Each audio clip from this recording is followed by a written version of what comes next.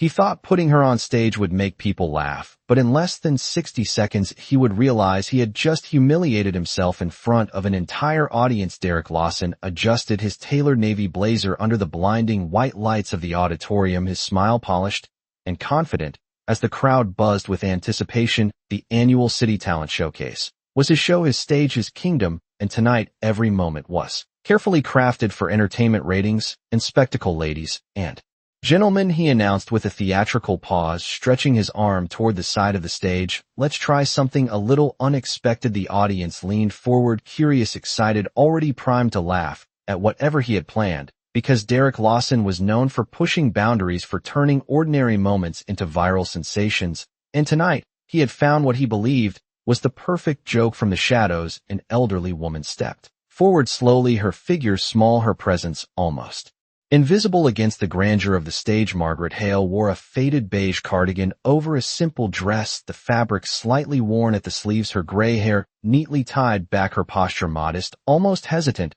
as if she did not belong under such harsh lights. A ripple of soft laughter moved through the crowd, not cruel at first, just amused curiosity, the kind reserved for something awkward waiting to happen. Derek's lips curled slightly as he leaned closer to the microphone. Now folks, Margaret here has graciously agreed to sing for us tonight, he said, his tone dripping with playful disbelief. Let's give her a warm welcome, shall we? A few scattered claps echoed through the room, but they were hesitant, uncertain. The audience, sensing something unbalanced, something that felt less like celebration and more like setup. Derek stepped back, gesturing toward the center of the stage, as if presenting a novelty rather than a performer. Margaret walked forward. Each step measured her shoes, making faint echoes against the polished wooden floor, the vast auditorium suddenly feeling even larger, the lights hotter, the silence heavier. Somewhere in the front row, one of the judges, a silver-haired man in his 60s, narrowed his eyes, studying her face with a flicker of recognition he couldn't quite place, but he said nothing. Not yet. Derek glanced at the band, then back at Margaret with a grin that never quite reached his eyes. Take your time, ma'am, he added lightly. We're all very curious to see what you've got. A few chuckles broke out, louder this time, more confident, the mood shifting as the audience settled into the expectation of harmless embarrassment. Margaret stopped at the microphone, her hands lightly resting at her sides. For a brief moment, she looked out into the sea of faces, rows upon rows of strangers waiting, judging, deciding who she was before she had even made a sound. The room hummed with anticipation, but beneath it, there was something else, something quieter, something sharper, the weight of assumption, the kind that had followed her for years, unnoticed, unchallenged. Derek checked his watch subtly, already preparing his next line, already thinking about how to turn this into a punchline if needed, because in his world timing was everything, and people like Margaret were background noise. Then she closed her eyes, and in that instant something shifted, so quietly that no one could name it. The tension in her shoulders softened, her breathing steadied, and the faint tremble in her hands disappeared, as if it had never been there. The audience didn't notice, not yet, but the judge in the front row leaned forward, his expression tightening. The air itself seemed to pause, waiting for something undefined, something unspoken. Margaret opened her eyes again, and this time they were steady, clear, untouched by the laughter that had filled the room just seconds before. Derek tilted his head slightly, sensing the shift, but dismissing it just as quickly. After all, this was still his show, his moment, his carefully crafted joke, and whatever happened next, he believed he was still in control. He had no idea that in the next few seconds that illusion would begin to crack. The microphone stood inches from her face, and for a brief second the entire auditorium seemed to hold its breath. Derek shifted his weight slightly off to the side, already preparing a witty remark if things went exactly as he expected.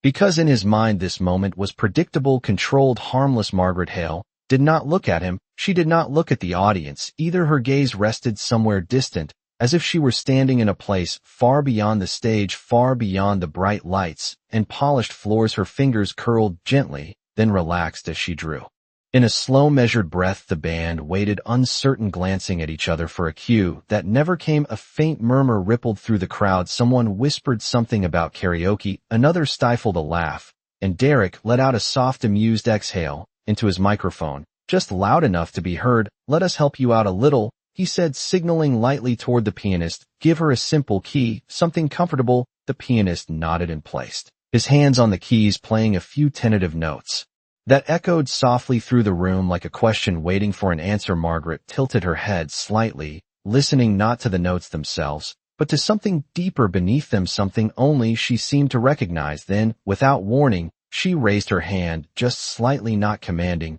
but certain. The pianist froze mid-movement, his fingers hovering above the keys, unsure. The gesture was subtle, but it carried a weight that did not match her appearance. The judge in the front row leaned forward further now, his eyes narrowing as a memory began to stir, something old, something nearly forgotten. Derek noticed the hesitation and chuckled softly into the microphone. "It is all right, take your time," he said again, though this time his voice carried a trace of impatience because the rhythm of the show was slipping, and he did not like losing control. Margaret finally stepped closer to the microphone, the faint sound of her shoes against the wooden stage echoing louder than before, because now the room was quieter, the laughter fading, replaced by a curiosity no one could quite explain. She lifted her chin slightly, and in that simple movement the entire energy around her shifted. It was not dramatic, it was not forced, but it was undeniable. The timid figure that had walked onto the stage moments ago seemed to dissolve, replaced by something composed, something grounded, something that did not ask for permission. The audience felt it before they understood it. The band members straightened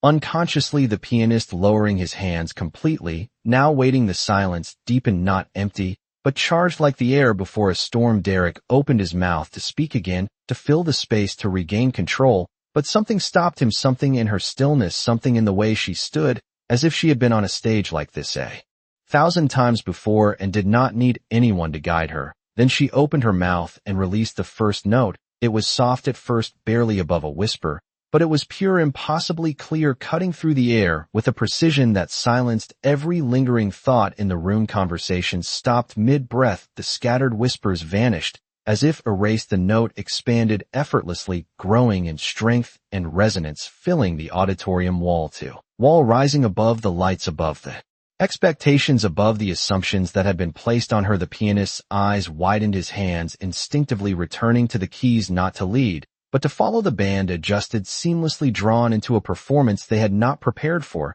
but somehow understood. Derek's smile faltered, the corners of his mouth tightening as confusion flickered across his face, because this was not how it was supposed to go. The laughter that he had orchestrated moments ago now felt distant, irrelevant, replaced by something far more powerful. The judge in the front row slowly stood to his feet, his movement almost involuntary, his expression no longer uncertain, but stunned. As recognition finally took hold, he whispered something under his breath, too quiet for anyone else to hear, but heavy enough to change everything on that stage. Margaret did not notice, she did not need to. Her voice continued to rise, each phrase unfolding with effortless control, every note placed with intention, every breath measured and deliberate. The audience leaned forward as one, drawn into a moment they could not escape and did not want. The room was no longer Derek's. It no longer belonged to the show or the spectacle. It belonged to her. And for the first time that night, Derek Lawson realized he was no longer the one in control. The second phrase did not simply follow the first, it expanded beyond it, unfolding with a richness that seemed to reshape the very air in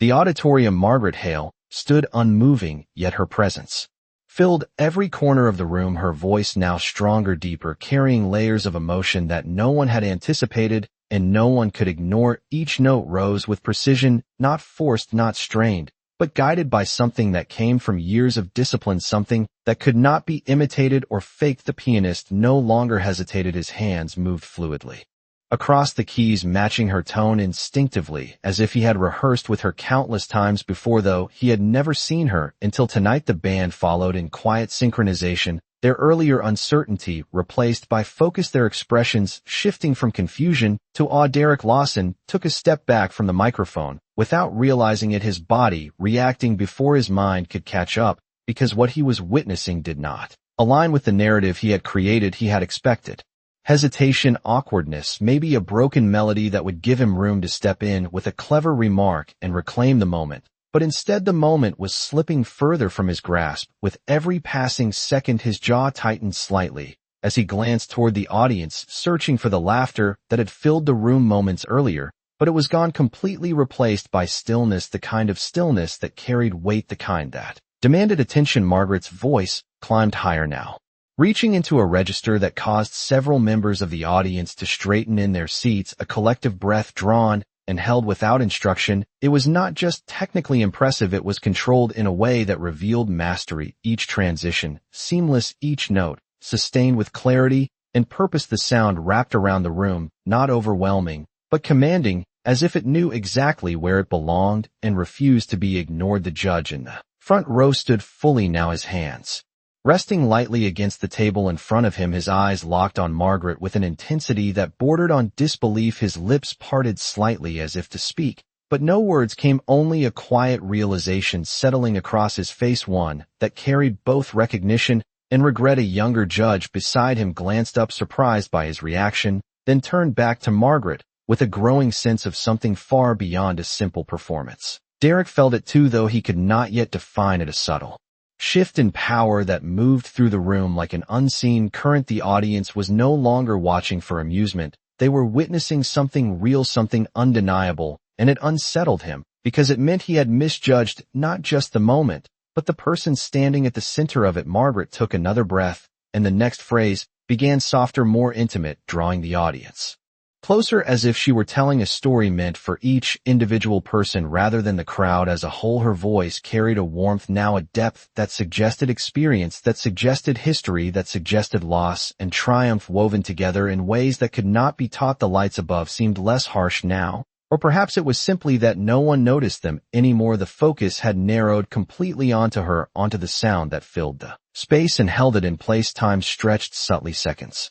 feeling longer, the usual restlessness of a large audience completely absent. No shifting in seats, no quiet conversations, no distractions, just attention, pure and undivided. Derek swallowed slowly, his confidence eroding not in a dramatic collapse, but in small quiet fractures that formed with each passing note. He glanced toward the judges again, hoping for some sign that this was still part of the show, still something he could redirect, but instead he saw something else entirely, respect forming in real time, something he had not intended to create. The performance continued building, not in chaos, but in controlled ascent, each phrase layering over the last until the sound reached a fullness that seemed almost impossible from a single voice. Margaret remained still, yet there was movement within the music itself, a rise and fall that carried the audience, with it guiding them without effort, without explanation. And then, as the phrase reached its peak, she held the final note longer than expected.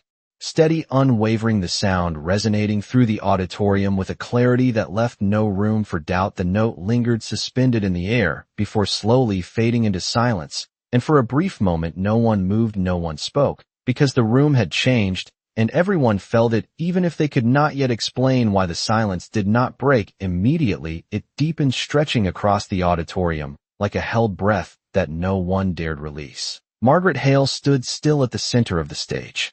Her hands relaxed at her sides, her expression calm, as if she had simply completed something ordinary, as if the impossible had not just unfolded in front of hundreds of people. The final note still seemed to linger in the air, echoing faintly in the minds of everyone present. Derek Lawson blinked once, then again, his mouth slightly open as he searched for words that did not come, his mind racing to recover control, to reshape the moment into something familiar, something manageable. But there was nothing to grasp onto. The audience remained frozen, eyes fixed on Margaret, as if moving too soon might shatter whatever had just happened. Then a single sound broke through, a sharp, clear clap from the front row. The silver-haired judge had raised his hands and brought them together once, then again, slower, this time deliberate, his expression no longer guarded, but openly moved. The sound echoed louder than it should have in the quiet room, and for a split second it stood alone. Then another clap followed from somewhere in the middle rows, then another, and another, until the silence gave way not to laughter, but to something far more powerful. Applause rose steadily, building in waves as people stood almost without realizing it, chairs shifting, feet moving, bodies rising one after another until the entire auditorium was on its feet. The sound grew fuller, stronger, filling the space with a force that could not be contained. It was not polite, it was not hesitant, it was overwhelming. Derek felt it hit him like a shift in gravity, the energy of the room completely transformed, no longer his to control, no longer shaped by his cues or timing. He glanced toward the judges' panel, his heart tightening as he saw all three judges now standing, their attention fixed entirely on Margaret. The silver-haired judge stepped forward slightly, leaning toward the microphone in front of him, but he did not speak, yet his eyes remained locked on her. as if confirming something only he understood. Derek finally lifted his microphone, his hand not as steady as before, forcing a smile that felt thinner than he intended. Well, that was certainly unexpected. He began, his voice lacking the sharp confidence it once carried, attempting to regain the narrative, but even as he spoke it felt distant, irrelevant, the audience barely registering his words because their attention had already shifted beyond him. Margaret turned her head slightly toward the judges, acknowledging them with a small respectful nod, her composure unchanged, untouched by the thunder of applause surrounding her. She did not bow dramatically, she did not seek the spotlight, she simply stood there grounded, as if she had been here all along, as if this stage had always belonged to her. The applause continued longer than any performance that night, refusing to fade quickly, as if the audience understood instinctively that they had witnessed something rare, something that could not be repeated. On command, Derek lowered his microphone slowly, his eyes narrowing as he studied her more carefully, now noticing details he had ignored before: the way she held herself, the quiet confidence in her posture, the absence of uncertainty that no ordinary performer carried. He glanced again toward the silver-haired judge just as the man finally leaned into his microphone, his voice calm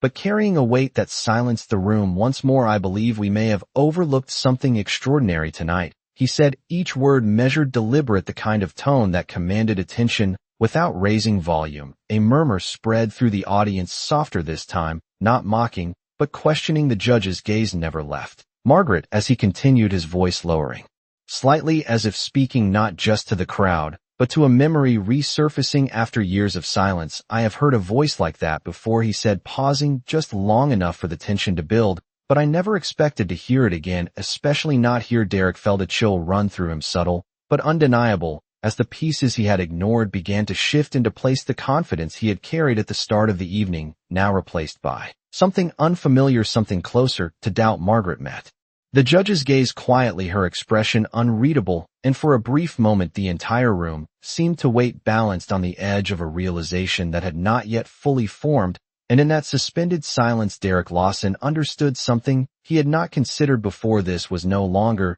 just a performance, it was a revelation, and he was no longer the one telling the story. The words of the silver-haired judge did not fade, they settled into the room like a quiet truth waiting to be acknowledged, and for a moment no one moved, as if everyone understood that whatever came next would change the meaning of everything they had just witnessed. Margaret Hale remained still, her gaze steady, her breathing calm, as though the rising tension around her did not belong to her at all. Derek Lawson shifted again, his confidence now fully fractured beneath the weight of something he could no longer control. He forced a small laugh into the microphone, an instinctive attempt to recover the atmosphere, to pull the moment back into something light, something entertaining. "So it looks like we have a hidden talent here tonight," he said, his voice carrying a strain that had not been there before, trying to steer the narrative. But even as he spoke it felt hollow, the audience no longer responding to him in the way they had earlier, because their attention had already moved beyond his reach. The silver-haired judge stepped forward fully, now his hand resting lightly on the table as he leaned toward his microphone, his eyes never leaving Margaret. "Miss Hale," he said, his tone respectful, deliberate, as if speaking to someone of significance rather than a contestant, "discovered moments ago, have you ever performed professionally before?" The question hung in the air, simple on the surface, but carrying a depth that everyone could feel. A murmur passed through the audience, curiosity building once again, but this time it was different. It was not anticipation of embarrassment, but of revelation. Derek turned his head sharply toward Margaret, his eyes narrowing as he waited for her response, hoping perhaps that she would deny it, that the moment would shrink back into something explainable, something safe. Margaret took a slow breath, her shoulders rising and falling gently before she answered, her voice soft but clear enough to carry across the silent room. "It has been a long time," she said, nothing more, no elaboration, no attempt to impress, just a simple statement that somehow made the tension grow stronger. The judge nodded slowly, as if confirming something within himself, then glanced briefly at his fellow judges, who now looked at Margaret with a new level of focus, no longer evaluating, but recognizing. Derek felt the shift completely, now his role reduced from orchestrator to observer, and it unsettled him more than he expected, because it meant he had misread not just her, but the entire moment. The silver-haired judge leaned closer to his microphone, again his voice lowering slightly, As if sharing something personal with the room, there was a voice many years ago. He began one that filled concert halls across this country, a voice that critics called unforgettable, a voice that disappeared at the height of its brilliance, leaving behind nothing but recordings and questions. The audience leaned in instinctively, the room growing quieter with each word, even the faint hum of the stage lights seeming to fade into the background. Derek swallowed slowly, his mind racing as he tried to place where this was going, and more importantly, what it meant for him, for the show, for the narrative he had so confidently controlled. Just minutes earlier, the judge's gaze returned fully to Margaret, his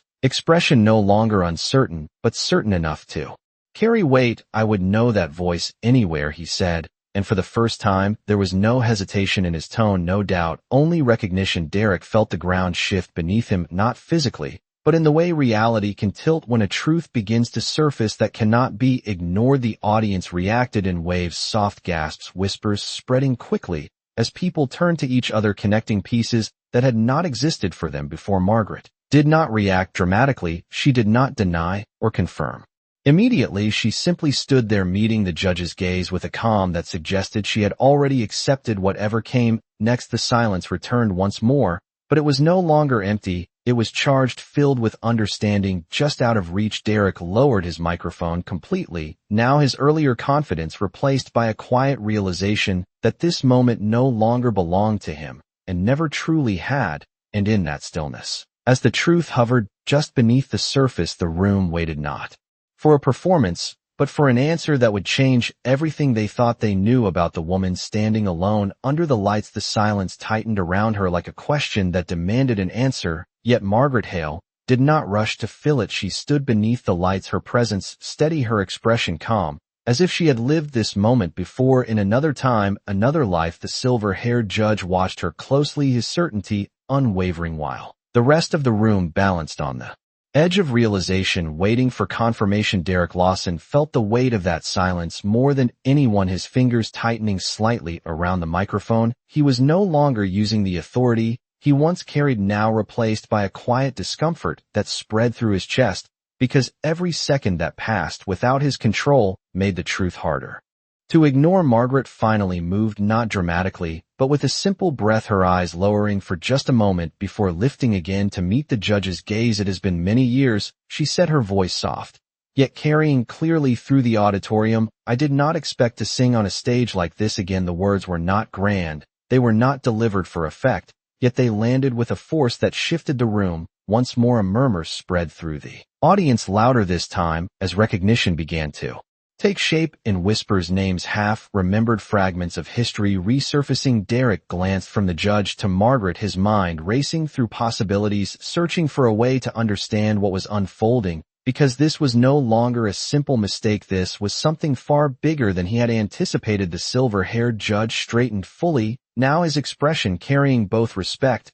and a trace of disbelief. "Margaret Hale," he said slowly, as if speaking the name confirmed what he already knew. "You were known as Margaret Hale Carter, were you not?" The name hung in the air like a key turning in a lock, and the reaction was immediate. A wave of gasps rippled through the audience, some voices rising in recognition, others repeating the name, as if testing its reality. Derek felt the shift hit him fully, now his earlier assumptions collapsing under the weight of what he had missed. Margaret did not react with surprise, she did not deny it, she simply gave a small nod, a quiet acknowledgement that carried more weight than any dramatic reveal could have. The judge exhaled slowly, a faint smile forming not of amusement, but of respect. "I attended one of your performances 25 years ago," he said, his voice softer now, yet somehow even more powerful. "You filled a hall of over 2,000 people, and not one of them made a sound until the final note." The room fell silent again, but this time it was different. It was filled with understanding. The audience was no longer questioning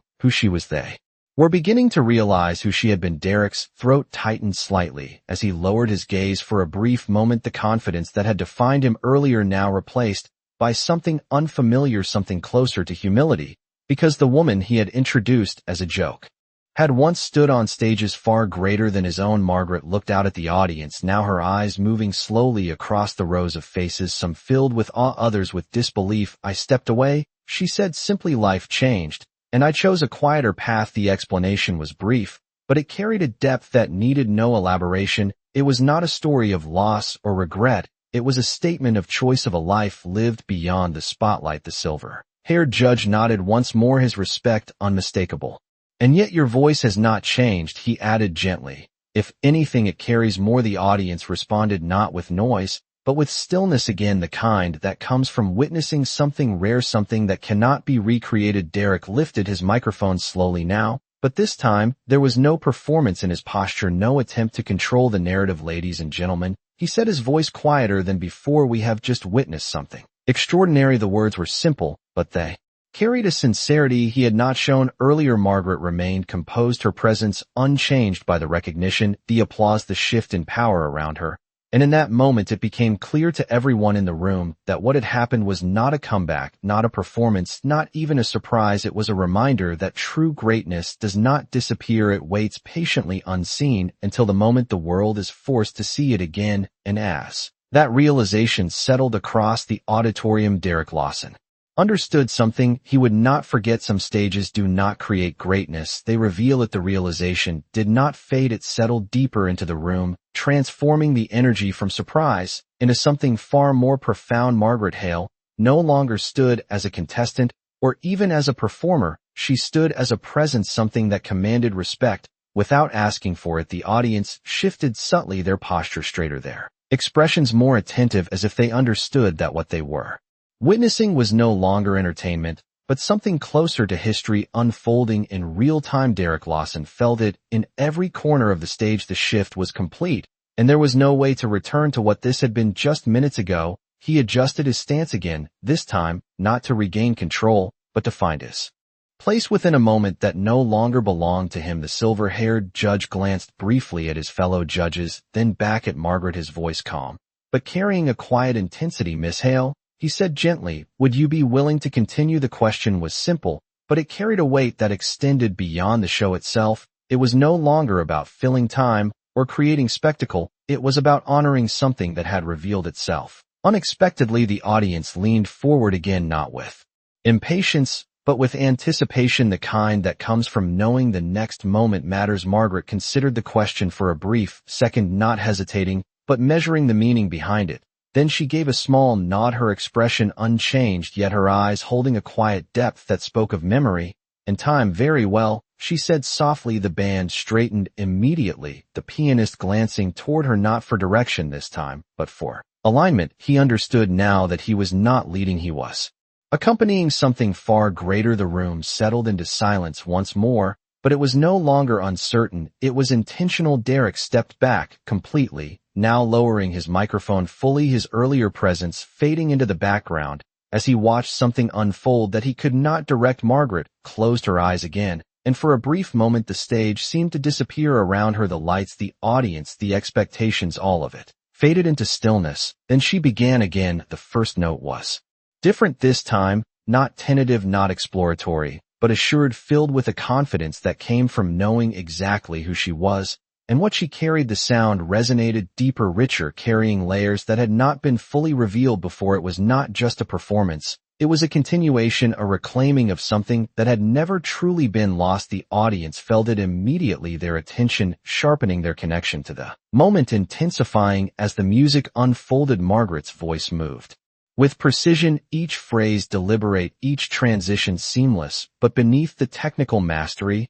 there was something more, something human, something that reached beyond skill into experience, the kind of depth that could not be taught, only lived. The silver-haired judge closed his eyes briefly as she sang, his expression reflecting recognition, not just of her voice, but of what it represented, a standard, a legacy, a reminder of what true artistry looked like. The other judges watched in silence, their earlier roles as evaluators replaced by something closer to witnesses. Derek remained still at the edge of the stage, his earlier confidence now replaced by quiet observation, his eyes fixed on Margaret. As the realization settled deeper, he had not discovered something tonight, he had exposed something that had been hidden, not because it was small, but because it had chosen to be unseen. Margaret's voice rose again, reaching a height that filled the auditorium completely, yet it did not overwhelm, it guided, it carried the audience with it, each person drawn into the same shared moment. The sound expanded, then softened, then rose again, each movement intentional, each note placed with care,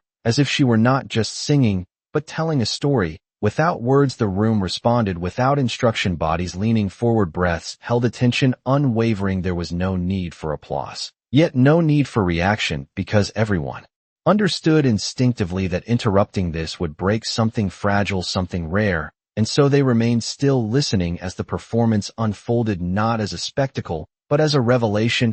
And in that moment it became clear to everyone present that what they were witnessing was not a return to greatness, but proof that greatness had never left. It had simply been waiting for the right moment to be seen again. The final passage of her voice did not rush toward an ending, it unfolded slowly.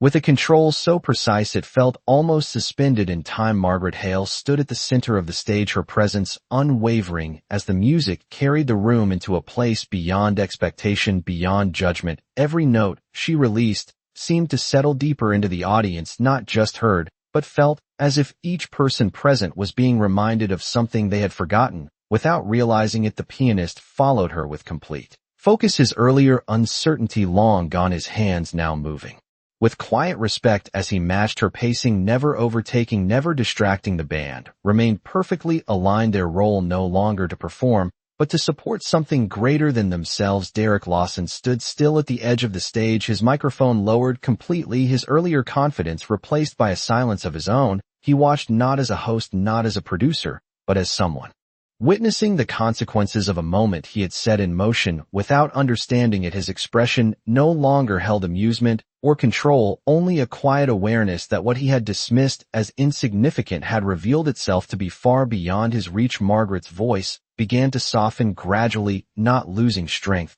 but shifting in tone, drawing the audience closer rather than overwhelming them. The power remained, but it was now layered with something deeper, something reflective, something that carried the weight of years lived outside the spotlight. The auditorium responded instinctively, bodies leaning forward, breaths held the entire space unified in attention. Without a single word spoken, the silver-haired judge remained standing, his eyes closed once again, as if listening beyond the sound itself, as if measuring not just the performance, but the meaning within it. The other judges stood beside him, their earlier roles forgotten, their focus completely transformed. The audience remained on their feet now, not out of excitement, but out of respect, no one choosing to sit, no one wanting to break the connection that had formed. Margaret held the next note with absolute clarity, the sound steady, unwavering, before allowing it to descend gently into the final phrase. There was no rush, no attempt to impress, only intention, each movement of her voice deliberate, each breath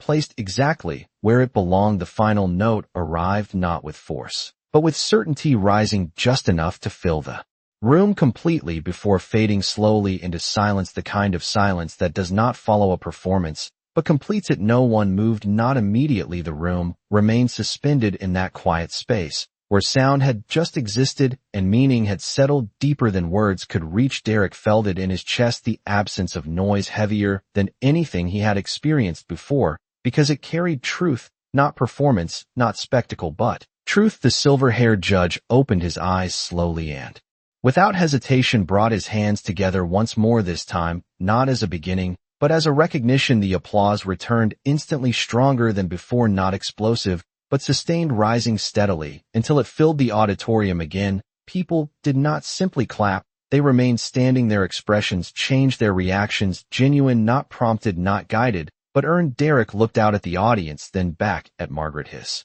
expression shifting as realization settled fully into place. He stepped forward, slightly lifting the microphone again, but this time his voice carried none of the earlier sharpness, none of the performance. Ladies and gentlemen, he said quietly, I do not believe we have just witnessed a contestant. The words hung in the air, simple but undeniable. The applause continued, but beneath it there was something else, now a collective understanding that what had happened on that stage could not be reduced to a segment or a moment in a show. Margaret gave a small nod, once again acknowledging the room, not with pride, but with quiet acceptance, as if she had simply shared something that had always been hers to give. The silver-haired judge leaned toward his microphone, his voice steady, yet filled with emotion. I believe we have just been reminded of what true artistry sounds like, he said. And as the applause continued and the lights remained fixed on her, it became clear that this moment would not fade when the show ended. It would remain in every person who had witnessed it because some performances do not end when the music stops. They stay long after, and the silence that follows the applause did not fade quickly. It carried on, filling the auditorium with a sustained energy that felt less like celebration and more like acknowledgement. Margaret Hale remained where she stood, her posture unchanged, her expression calm, as the sound surrounded her, not absorbing it, not reacting to it, but simply allowing it to exist. The lights above continued to shine, but they no longer defined the moment. The room itself had shifted into something quieter beneath the noise, something more reflective. Derek Lawson lowered his microphone slowly once again, this time not out of uncertainty, but out of understanding. He no longer needed to speak, he no longer needed to guide anything, because the moment had already reached its conclusion. Without him, he glanced across the audience, watching faces that had once been amused, now filled with respect, some with emotion, others with quiet reflection. And in that observation, he recognized something that unsettled him more than any mistake could, the realization that he had almost reduced something extraordinary to a passing joke. The silver-haired judge remained standing, his hands now still, his gaze steady, as he looked toward Margaret, not as a performer, but as someone who had reminded him of a standard that had not changed despite the passing of time. He leaned slightly toward his microphone, but this time his voice was softer, almost reflective, as if speaking not just to the room, but to himself as well. There are moments, he said, when we are reminded that true talent does not ask for attention, it does not announce itself, it simply exists, waiting to be recognized when the time is right. The room quieted again, not completely silent, but subdued, the applause gradually softening as his words settled into the space. Margaret listened without interruption, her eyes steady, her presence grounded. As always, she did not step forward, she did not take advantage of the attention, she simply stood there, as if the moment had already passed for her, even while it continued for everyone else. Derek took a small step forward, now not with the confidence he had carried earlier, but with a quiet respect that had replaced it. Miss Hale, he said, his voice measured, sincere, on behalf of everyone here, I believe we owe you more than applause. The statement hung in the air, simple yet meaningful. Margaret turned her head slightly toward him, acknowledging his words with a gentle nod, but she did not respond immediately, the pause itself carrying weight, as if she were choosing her words carefully, not for effect, but for truth. I did not come here for recognition, she said finally, her voice calm and steady. I came because I was invited, and because I still love to sing. The simplicity of her answer settled over the room with a quiet impact stronger than any dramatic declaration could have been. It stripped away the assumptions, the expectations, the narrative that had been built around her, and replaced it with something honest, something grounded. The audience responded not with loud applause this time, but with a softer, more deliberate appreciation, the kind that comes from understanding rather than surprise. Derek lowered his gaze briefly, then looked back at her, his expression no longer shaped by performance, but by humility, and in that moment, he understood something that would stay with him long after the lights dimmed. Some people do not need a stage to prove who they are, they simply carry it with them wherever they go. Margaret gave one final nod toward the judges, toward the audience, then turned slightly as if preparing to leave the stage. Her movements unhurried, her presence unchanged. The silver-haired judge watched her for a moment before speaking once more, his voice quiet but certain. Some voices, he said, are not meant to be forgotten. They are meant to remind us who we are when we choose to listen. The room fell still again as those words settled deeper than the applause ever could. Margaret paused briefly at the edge of the stage, not turning back, not seeking one final moment in the spotlight because she did not need it. Then she stepped out of the light just as quietly as she had entered, leaving behind not silence, but something far more lasting. And in that moment, as the audience remained standing, as the stage lights continued to shine on an empty space, Derek Lawson understood a truth that no script could have prepared him for. Respect is not given to those who demand attention, it is given to those who never needed it in the first place. And that night the room remembered exactly what that looked like.